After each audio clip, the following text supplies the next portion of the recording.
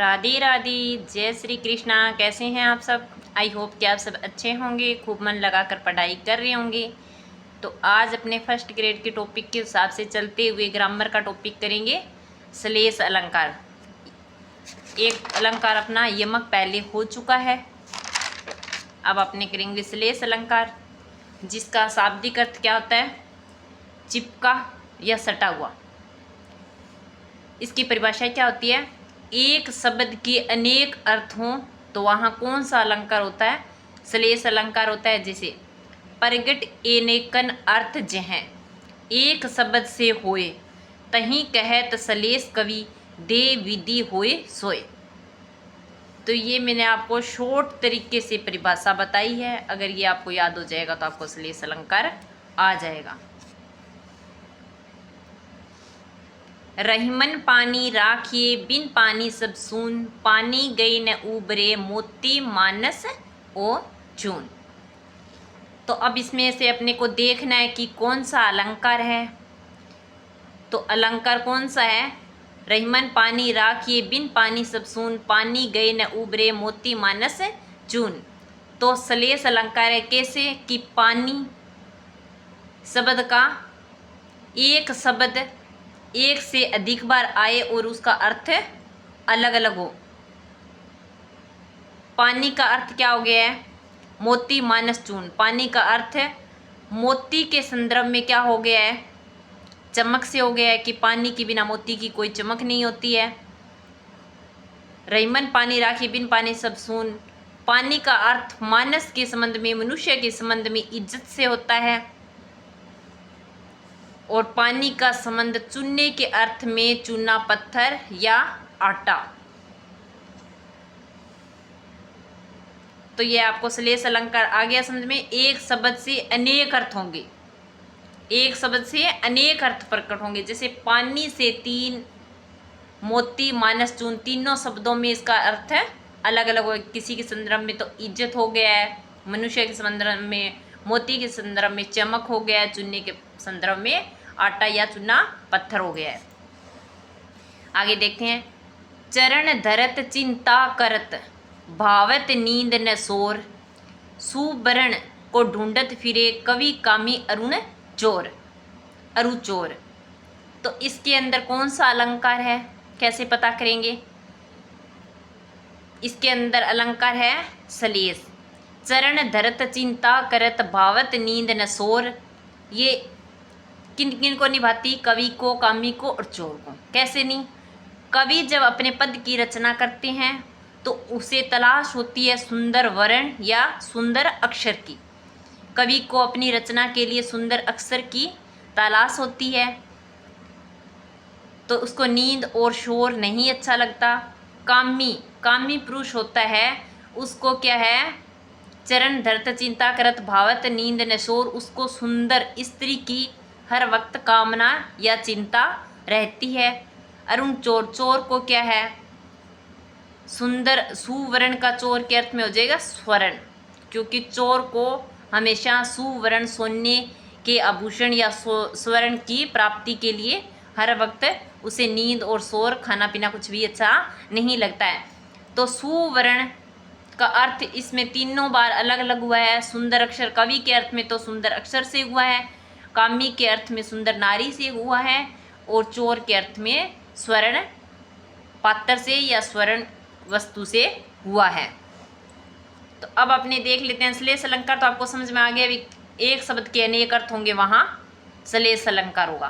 तो अब श्लेष अलंकार के भेद कितने हैं? दो प्रकार के भेद होते हैं। कौन कौन से? अभंग श्लेष और सभंग श्लेष। अभंग श्लेष जब किसी पद में प्रयुक्त श्लिष्ट शब्द, श्लिष्ट जिसमें श्लेष अलंकार हो, श्लिष्ट शब्द के टुकड़े किए बिना ही लोक प्रसिद्धि अर्थ प्रयुक्त हो जाता है, तो वहाँ पर कौन सा अलंकार होगा? अभंग अलंकार होगा। सभंग अलंकार कौन सा होगा? जब किसी पद में श्लिष्ट, श्लिष्ट शब्द तो आपको समझ में आ गया होगा, जिसके अंदर श्लेष अलंकार होगा तो उसे ही श्लिष्ट शब्द कह सकते हैं। श्लिष्ट शब्द के टुकड़े करने पर एक से अधिक अर्थ प्रकट हो, वहाँ पे कौन सा अलंकार होगा? सभंग अलंकार होगा। अभंग कौन सा होगा? टुकड़े किए बिना, टुकड़े किए बिना ही उसका अर्थ अपने को पता चल जाए तो वहाँ पे तो होगा अभंग। अगर टुकड़े करने पर, संधि करने पर किसी चीज़ का अर्थ पता चलेगा तो वो क्या होगा, सभंग अलंकार होगा। अब देख लेते हैं। नर की अरु नल नीर की गति एक एक करी जोए, जे तो नीचो होए चले ते तो ऊंचो होए। नर और नल नीर की गति एक ही जैसी बताई गई है कि अगर मनुष्य जितना नीचा होकर, विनम्र होकर चलेगा वह उतने ही ऊंचे पद को प्राप्त करता है या उतना ही ऊंचा या बड़ा आदमी बनता है। नल नीर मतलब अगर पानी वाला नल है जिसको भूमि के अंदर जितना ज़्यादा नीचा लगाएंगे तो वह उसका पानी का बहाव या पानी होगा वो उतना ही ऊंचा आएगा। तो नर की अरु नली नीर की गति एक एक करी जो, जे तो नीचो होए चले ते तो ऊंचो होए। तो मनुष्य की और नल की गति है जो एक समान इसके अंदर बताई गई है। इसके अंदर कौन सा होगा, अभंग अलंकार होगा। अब इसमें अपने किसी पद के कोई टुकड़े नहीं किए, वैसे का वैसा अर्थ लिया है ना, टुकड़े किए बिना लोक प्रसिद्ध अर्थ प्रयुक्त हो तो कौन सा होगा, अभंग अलंकार होगा। अब एक और उदाहरण देख लेते हैं इसका।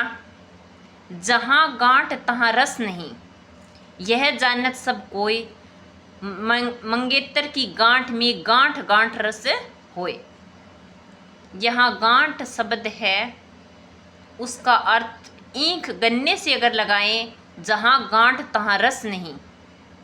जहाँ पर गन्ने की गांठ होगी वहाँ पर तो रस होगा नहीं, बीच में जो पोरी होती है गन्ने की, इतनी इतनी इतनी इतनी जो पोरी होती है उनके अंदर क्या होता है, उनके अंदर तो रस होता है। और जहाँ जहाँ गांठ होती है वहाँ पर रस नहीं होता। ये सब कोई जानता है जिस जिसने गन्ना खाया है या जिस जिसने गन्ने को चखा है। जहाँ गांठ तहाँ रस नहीं, यह जानत सब कोई, तो गांठ में रस नहीं होता है, सभी को पता है। मंगेतर की गांठ में गांठ गांठ रस होए। मंगेतर मतलब नववधु है, उसकी गांठ, गठबंधन की गांठ होती है, उसके अंदर रस होता है, मतलब गांठ के अंदर आगे जीवन जीने का सार होता है। नवजीवन दो घनश्याम हमें। नवजीवन, नवजीवन मतलब घनश्याम का मतलब कृष्ण से, जीवन दो, भगवान हमें नया जीवन दो या जीवन दो, तो कृष्ण भगवान से कह रहे हैं अपने। नवजीवन पानी को भी कहते हैं, नवजीवन पानी के बिना कोई जीवन नहीं है। नवजीवन दो घनश्याम, घनश्याम का मतलब होता है बादल, बादल हमें नवजीवन दो या वर्षा करो। अब अपने देख लेते हैं सभंग अलंकार का उदाहरण। जब किसी पद में श्लिष्ट पद के टुकड़े करने पर, अब यहाँ पर तो अपने कोई टुकड़े नहीं किए हैं तो भी इसका अर्थ आ रहा है, तो यहाँ पे कौन सा हो जाएगा अलंकार, सबंग, अभंग हो जाएगा। अब अपने सबंग अलंकार का उदाहरण देखते हैं। चिर जियो जोरी जुरे क्यों न संदेह गंभीर, को घटी ए वर्ष भानुजा वे हलदर के वीर।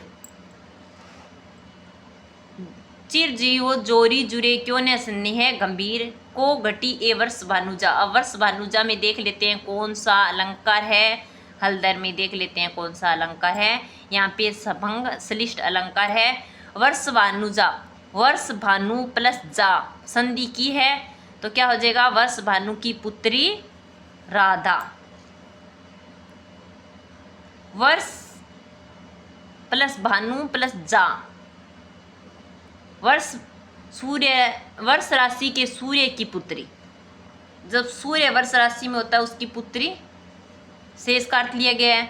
वर्षभ प्लस अनुजा मतलब बेल, अनुजा बहन, बेल की बहन गाय। तो इस वर्ष भानुजा का अर्थ तीन प्रकार में अलग अलग से, वर्ष भानुजा प्लस राधा से लिया गया है, सूर्य की पुत्री से लिया गया और गाय से लिया गया है।